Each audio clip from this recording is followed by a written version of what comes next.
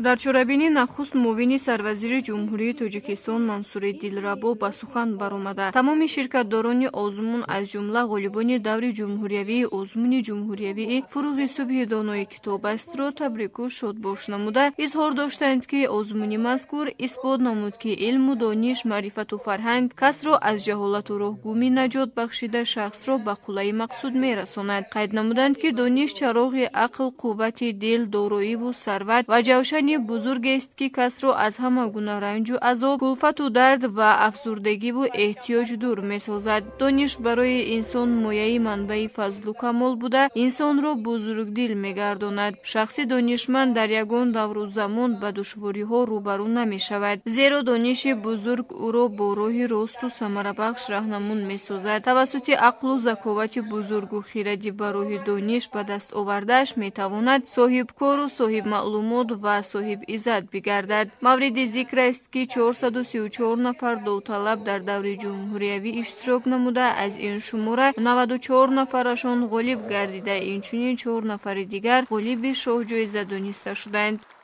سرأول از صمیم دل و با صمیمیت افزون منتداری خود را به اساسگذاری صلح و وحدت ملی پیشوای ملت پرزیدنت جمهوری تاجیکستان محترم امامعلی رحمان میرسانم.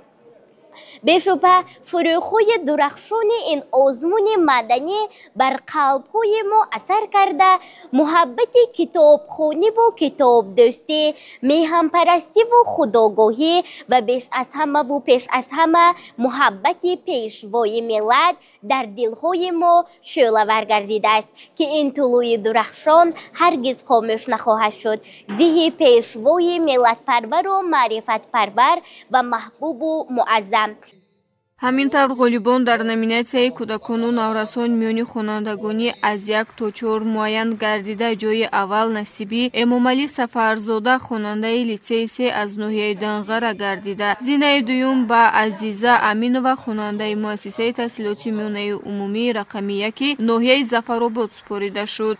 در آزمون جمهوری فروغ صبح دانایی کتاب است. از روی نامیناسیون ادبیات کلاسیک تاجیک اشتراک ورزیده سزاوار جای سوم گشتم. من به همسالان خود پیشنهاد می‌نمایم که همیشه به کتابخانه راه آورند، زیرا که کتاب دوستی بهترین انسان است و انسان را به قله‌های مراد می‌رساند. خوشبختانه در این آزمون، در این سابقه، یکی از شاگردان من هم مریم نعیمова، خواننده صنف 11 مؤسسه تحصیلات میانه عمومی رقم 88 ناحیه سینا غالب شد و این از من از فرصت مناسب استفاده برده اظهار مهر و اخلاص خود را به پیشوای ملت محترم امامعلی رحمان میرسانم، چون که محض با ابتکار و کوشش آن کس این آزمون راه اندازی شد و خوانندگان ما آینده سازان ملت رو به کتاب آوردند و جهان معنوی خود را غنی‌تر کردند، یعنی پیروان حقیقی پیشوای ملت بودن خود را اثبات کردند. дар номинатсияи мазкур байни хонандагони аз синфҳои 5 то 8 ҷойи аввал насиби Ҷалилов Абубакр, хонандаи муассисаи таълимии рақами 98 шаҳри Турсунзода гардид. Ҳамин тавр ғолибон дар номинатсияи адабиёти классикии тоҷик низ муайян гардида, миёни хонандагони синфҳои аз 1 то 4 ҷойи аввал ба Абдуғаффорзода Маҳваш аз шаҳри Бохтар супорида шуд. Зинаи дуюм бошад насиби Сироҷиддинова Шукрона аз муассисаи таълимии миёнаи умумии рақами 80 ناحیه یوون گردید. حول 7 سال است که این آزمون به دیار ما بهار کتاب را می آورد. من امروز خوشبختم که در دور جمهوری آزمون سزاوار جای دوم گردیدم و منتداری صمیمانه خویش را به اساسگذاری صلح و وحدت ملی پیشوای ملت پرزیدنت جمهوری تاجیکستان محترم امامعلی رحمان می رسانم که برای مایان چنین آزمون‌های سطح جمهوری را تشکیل کردند. дар номинатсияи адабиёти классики тоҷик бошад ҷойи аввал миёни хонандагони синфҳои аз 5 то 11 насиби Юсуф Ҷураев, хонандаи муассисаи давлатии литсеи 3 барои хонандагони болаёқати шаҳри Душанбе гардид. Миёни донишҷӯён бошад ҷойи аввал насиби Мафтуна Рустамова, донишҷӯи донишгоҳи давлатии шаҳри Кӯлоб ба номи Абабдуллоҳи Рӯдакӣ гардид. Ҳамин тавр дар озмуни мазкур 4 довталаб сазовори шоҳҷоиза гардид. Яке аз онҳо сокини ноҳияи Муъминобод Табассуми Ҷиёнхон мебошад.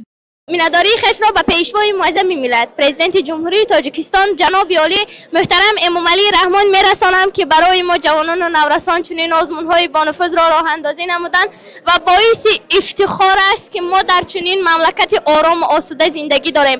همیشه باید شکرگزار باشیم و مینداری خش را بار دیگر به تمام استادان میرسانم. در فرجام بهر بریده خاطری حاضرین برنامه رنگینی فرهنگی پیشنهاد گردید.